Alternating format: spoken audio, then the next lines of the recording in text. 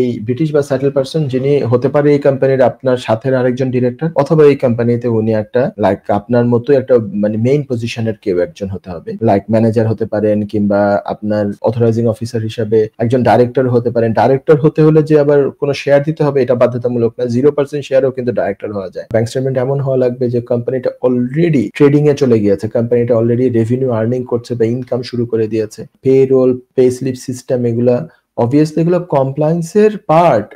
Licence পাওয়ার পরে তো অবশ্যই এগুলো শুরু করতে হবে। সৈয়দ আসাদ লিখেছেন, I'm going to in registering my company in the UK for self-sponsorship. Could you please provide guidance on how you can assist me with this process?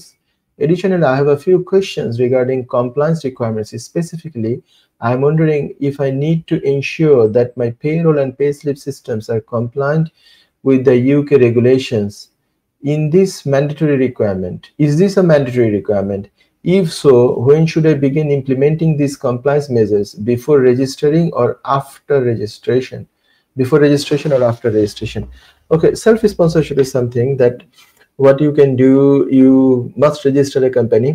I believe আপনি বাংলায় বললে বেটার হবে, কেন অনেকে বুঝতে পারবে। ইংলিশে বলতে কোনো অসুবিধা নেই, কিন্তু আপনার নামটা যেহেতু বাংলায় লেখা, আমি ধরে নিয়েছি আপনি বাঙালি। এর আগে আরেকজন প্রশ্ন করেছিলেন, ওনার নাম ছিল জন সিনা। এখন জন, একটা মিস্টার জন আমাকে ইংলিশে প্রশ্ন করেছেন, তো আমি ভাবলাম ইংলিশে উত্তর দেই। এই জন অ্যাকচুয়াল জন সিনা যে, সে তো আর জানি না, মানে জন সিনার কোনো ভক্ত আর কি, সেও আরেকজন। তো ওনাকে আমি ইংলিশে, সৈয়দ আসাদ সাহেবকে আমি বাংলায় দিচ্ছি, কারণ মাস ভিউয়ার্স এর জন্য এটা ভালো। তো এটা হচ্ছে যে সেলফ স্পন্সরশিপের জন্য অবভিয়াসলি ফার্স্ট একটা কোম্পানি রেজিস্টার করতে হবে, এবং আপনার সাথে একজন ব্রিটিশ বা সেটেল পারসন থাকা বাঞ্ছনীয়, যিনি হবেন অথরাইজিং অফিসার, কি কন্টাক্ট অ্যান্ড লেভেল 1 ইউজার। ঠিক আছে, এই ব্রিটিশ বা সেটেল পারসন যিনি হতে পারে এই কোম্পানির আপনার সাথের আরেকজন ডিরেক্টর, অথবা এই কোম্পানিতে উনি একটা লাইক আপনার মতো একটা মানে মেইন পজিশনের কেউ একজন হতে হবে, লাইক ম্যানেজার হতে পারেন, কিংবা আপনার অথরাইজিং অফিসার হিসাবে একজন ডাইরেক্টর হতে পারেন। ডাইরেক্টর হতে হলে যে আবার কোনো শেয়ার দিতে হবে এটা বাধ্যতামূলক না, 0% শেয়ারও কিন্তু ডাইরেক্টর হওয়া যায়। মানে আপনি নিজে 100% রেখে ওনাকে 0% দিয়েও তাকে ডাইরেক্টর করতে পারেন, এরকম লাগবে।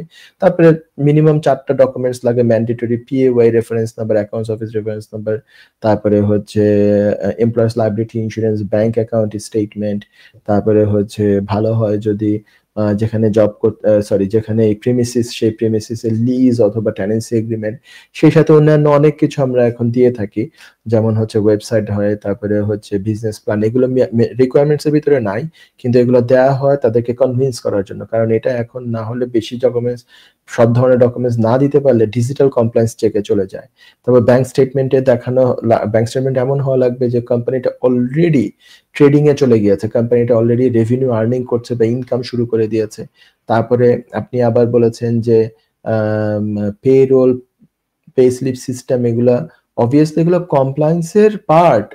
লাইসেন্স পাওয়ার পরে তো অবশ্যই এগুলো শুরু করতে হবে, কিন্তু সেলফ স্পন্সরশিপে যেহেতু কোম্পানিটাও নতুন হয়, মাত্র কিছুদিন যাবতীয় হয়তো ওপেন করেছে, শুরু করেছে কাজ, সেই ধরনের কোম্পানি হলে আমি অন্তত বলি যে 1টা 2টা পে স্লিপে আপনি পেমেন্ট নিয়েছেন, পেমেন্ট পেয়েছেন, এবং এই কোম্পানি ব্যবসা শুরু করে দিয়েছে, কোম্পানি ইনকাম করা শুরু করে দিয়েছে, তাহলে প্রুফ হলো যে কোম্পানিটা অ্যাক্টিভলি ট্রেডিং করছে, এবং কোম্পানিটা আপনাকে স্যালারি দেওয়া শুরু করেছে, এবং এই স্যালারি দেওয়ার জন্য সে ক্যাপাবল, ফাইন্যান্সিয়ালি তার স্টেবল একটা পজিশন আছে যে আপনাকে ফিউচারেও স্যালারি দিতে হবে। এই ধরনের একটা মানে কনভিন্সিং স্টেটমেন্ট হতে হবে, ডকুমেন্টস এই ধরনের হতে হবে।